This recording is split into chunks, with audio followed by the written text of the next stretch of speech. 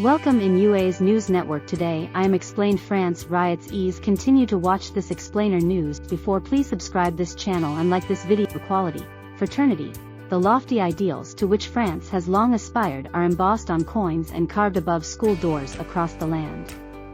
Yet they are the polar opposite of what some French people who are black or brown saw in a shocking video of a police officer shooting and killing a 17-year-old delivery driver of North African descent during a traffic stop. That kid, some said to themselves, could have been me, or my children, or my friends. Within hours, the first fires of anger and revenge were lighting up the night skies of Nanterre, the Paris suburb where the teenager, Nahel, was declared dead at 9:15 a.m. last Tuesday. His left arm and chest had been pierced from left to right by a single shot fired before the yellow Mercedes he was driving then slammed into barriers on Nelson Mandela Square. From the town on the fringe of the French capital's high-rise business district, with its disadvantaged housing projects, glaring wealth gaps, and melting pot mix of races and cultural influences imported from France's former colonies, the flames of fury quickly spread. French President Emmanuel Macron speaks following a government emergency meeting after riots erupted for the third night in a row across the country, at the Interior Ministry in Paris, Friday, June 30, 2023. After 6 years in power, French President Emmanuel Macron appears further weakened by days of rioting over the death of a teen killed by police that come on top of a series of other challenges at home, leading domestic politics to impede his influence abroad. Macron was forced to delay his state visit to Germany meant to show the strength of the friendship between both nations after recent disputes over on issues including energy, defense, and the economy. Yves Herman/Pool via AP, France's Macron is weakened by crisis over teen killed by police. People gather in front of the City Hall Monday, July 3, 2023 in Lyon, central France, in a show of solidarity with the mayor of the Paris suburb of Les-Roses after a burning car struck his home. Unrest across France sparked by the police shooting of a 17-year-old appeared to slow on its sixth night, but still public buildings, cars, and municipal trash cans were targeted nationwide by fires and vandalism overnight into Monday. AP photo/Laurent Cipriani. Crowds across France show solidarity at town halls targeted in rioting following police shooting. A woman holds a placard reading, "Police are racist and kill children," during a protest in Paris, France, Friday, June 30, 2023. French President Emmanuel Macron urged parents Friday to keep teenagers at home and proposed restrictions on social media to quell rioting spreading across France over the fatal police shooting of a 17-year-old driver. AP photo/Louis Joly. Hundreds of young men say goodbye to French teen killed by police. The demonstrator runs on the third night of protests sparked by the fatal police shooting of a 17-year-old driver in the Paris suburb of Nanterre, France, Friday, June 30, 2023. Social media companies are once again under the spotlight, this time in France as the country's president blames TikTok, Snapchat, and other platforms for helping fuel widespread riots over the fatal police shooting of a 17-year-old driver. AP photo/Aurélien Morissard. Why social media is being blamed for fueling the riots in France. More than 200 cities and towns reported arson attacks on public buildings, vehicle fires, clashes with police, looting and other mayhem in 6 nights of unrest.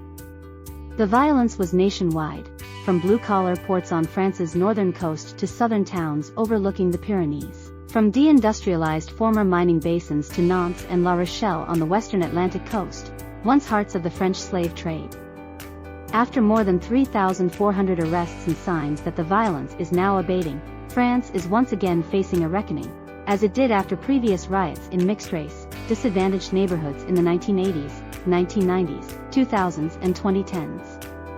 And the uncomfortable central question remains the same: what is France doing wrong that prevents chunks of its population, particularly among non-whites, from being able to buy into its promise of equality and fraternity for all?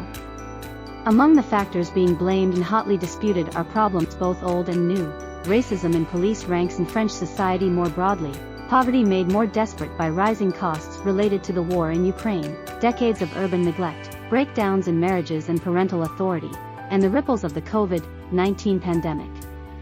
Young teenagers whose schooling was interrupted by virus curfews and teaching shutdowns were among those smashing, burning, stealing and fighting with police, and reveling in the mayhem on social media. For Yazid Kurfi, who spends his time driving from one housing project to the next, speaking to young people about how to avoid the route that he took into crime and prison. The violence was a cry of distress from a generation he says feels unloved and left by the wayside. The minivan Curfew uses has a quote from Martin Luther King painted on the back: "We must learn to live together as brothers, or we will all perish together as fools." But on his rounds, Curfew says he frequently hears young people complain that police single them out because of their color. The police aren't well trained to work in difficult neighborhoods. Some police are racist. There are violent police. They exist. I'm not saying all the police, but it's still a certain number, he says. Blacks and Arabs are stopped far more frequently than whites. We are a long way from liberty, equality, fraternity, he adds. The reality is that people find all these situations very, very hard. It's been like this for more than 40 years. So of course, every time there are riots in France, it's linked to a young person's death related to a policing operation. And the police rarely blames itself. From French President Emmanuel Macron down, government officials were quick to condemn the actions of the officer now incarcerated on a preliminary charge of voluntary homicide. Macron called the shooting inexplicable and inexcusable. The officer's lawyer says his client feared, when the vehicle they'd stopped started moving again, that he and his colleague would be dragged along with it and crushed. Measuring the scale of racism and racial inequality in France is complicated by its official policy of color blindness, with strict limits on data that can be collected. For critics, that guiding philosophy has made the state oblivious to discrimination. France's census has no questions about race or ethnicity. Still, inequalities are too glaring to be ignored. The government statistics agency found in 2020 that death rates among immigrants from sub-Saharan Africa doubled in France and tripled in the Paris region at the height of the COVID-19 pandemic, an acknowledgement of the virus's punishing and disproportionate impact on Black immigrants and members of other systemically overlooked minority groups. Other research has also exposed racism in workplaces and hiring. For 45 years there have been warning signs about discrimination, says Abel Boye, head of a group called All Unique, All United, that aims to reconcile young people with France and its Republican values. Boye, who is Black, decries the state's colorblindness as a French hypocrisy. He says he regularly encounters young people of color and also white people from disadvantaged neighborhoods who apply for dozens of jobs but aren't hired because the family name sounds foreign, because the address isn't a good one. Unfortunately, when there's an injustice, there's always a radical fringe that tips into violence. We saw these young people, aged 12 to 19, at 1, 2, 3 o'clock in the morning burning cars, stoning police officers, stoning buses. It's terrible, Boye says. The anger is righteous but the method is wrong. The visuals added fuel to the flames. The video of Nahel's death also helps explains the rapid spread and sudden intensity of the violence. As was also the case with the footage of George Floyd's killing in the United States, the images left some people wondering whether police abuses sometimes go unpunished because they aren't captured on camera.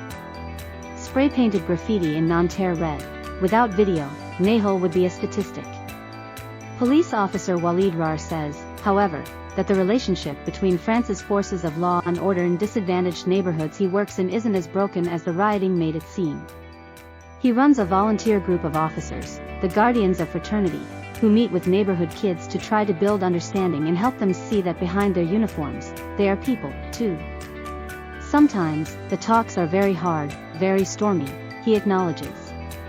But Rar, who is of Moroccan descent and Muslim, says the police force has changed enormously and become more diverse since he joined up. That was in 2004. France was swept by rioting the following year. He has spent his career in Paris' northern suburbs where that violence first erupted, when 15-year-old Bouna Traoré and 17-year-old Zaid Benna were electrocuted while hiding from police in a power substation in Clichy-sous-Bois. Thanks for watching UAS News Network. Subscribe the channel and press the bell icon and like this video.